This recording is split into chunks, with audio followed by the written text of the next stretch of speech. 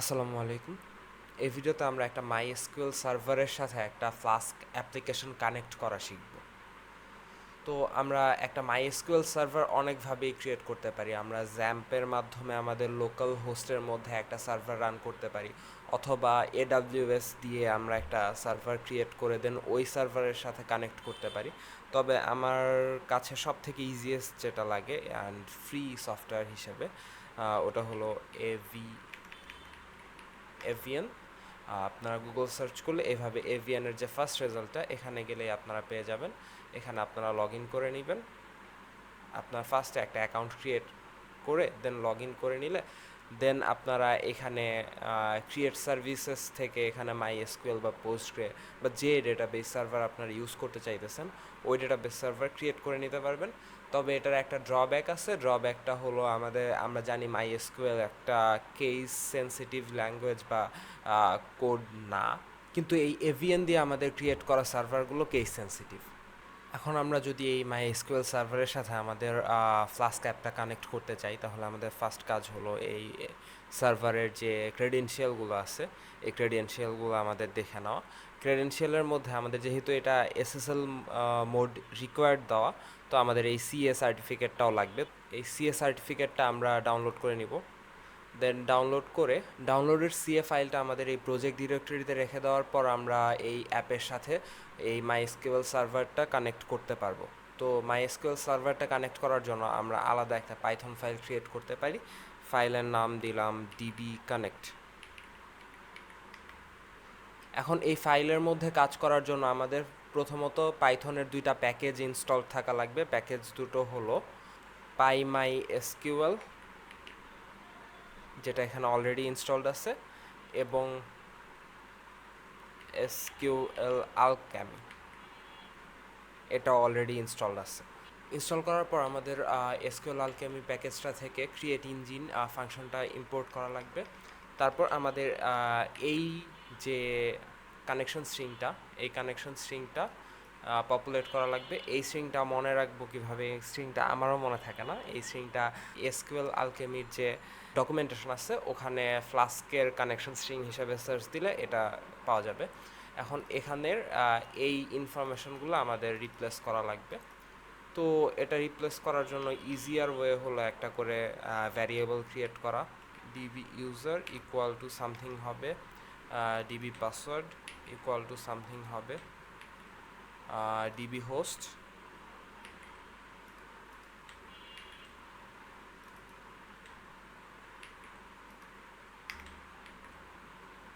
DB name,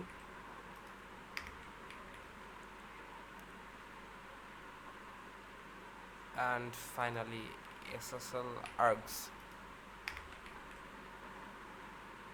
এখন এই ভ্যারিয়েবলগুলোর ভ্যালুগুলো কীভাবে পাবো? ভ্যালুগুলো আমাদের এই যে এভিএনের যে কানেকশন ক্রেডেনশিয়াল এগুলোর মধ্যে আছে। অ্যান্ড ফাইনালি SSL args, এটা আমাদের পপুলেট করা লাগবে আমাদের এই সিএ ফাইলটা দিয়ে। তো সিএ ফাইল দিয়ে কিভাবে পপুলেট করব তার রুলটা হলো একটা ডিকশনারি ক্রিয়েট করব। ডিকশনারির ভেতর আমাদের কি হবে, SSL ভ্যালু হিসাবে থাকবে আরেকটা ডিকশনারি। এই ডিকশনারির ভেতরে আমাদের থাকবে হলো কি হিসাবে CA, আর ভ্যালু হিসাবে থাকবে এখানে যে CA ফাইলটার নাম ওটা CA.PEM। তো এটা আমাদের কানেকশন স্ট্রিং। এই জিনিসটা দিয়ে আমরা ডেটাবেজের সাথে এই পাইথন ফাইল থেকে কানেক্ট করতে পারতেছি। এখন কানেক্ট করার জন্য আমাদের লেখা লাগবে উইথ engine.connect as কনের জায়গায় আপনারা যে কোনো কিছু লিখতে পারেন। দেন con.execute, দেন তার ভেতরে টেক্সট। এখন এর ভেতরে আমরা SQL কমান্ডগুলো লিখতে পারবো।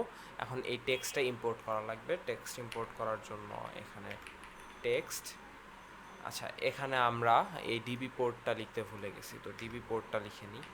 ডিবি পোর্টের ভ্যালু 21448। আচ্ছা এখানে আমাদের কানেকশন ডান।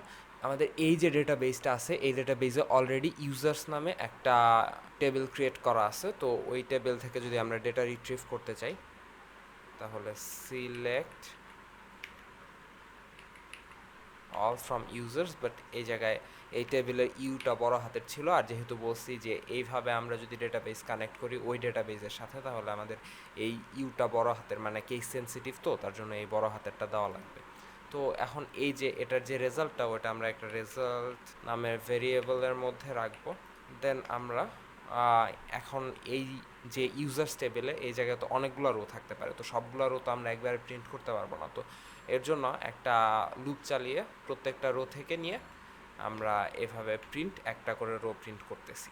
তো এটার রেজাল্টটা যদি আমরা দেখতে চাই তাহলে দেখেন ওই যে আমাদের ইউজার্স টেবিলে একটাই রো ছিল, ওই রোর ইউজার নেম ছিল আদনান, ইমেল ছিল এটা, আর পাসওয়ার্ড ছিল এটা।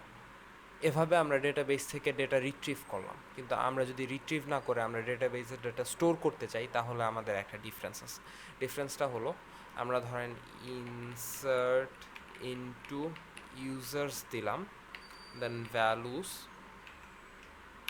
ধরেন নেম দিলাম কিছু একটা, ইমেইলও কিছু একটা, অ্যান্ড ফাইনালি পাসওয়ার্ড।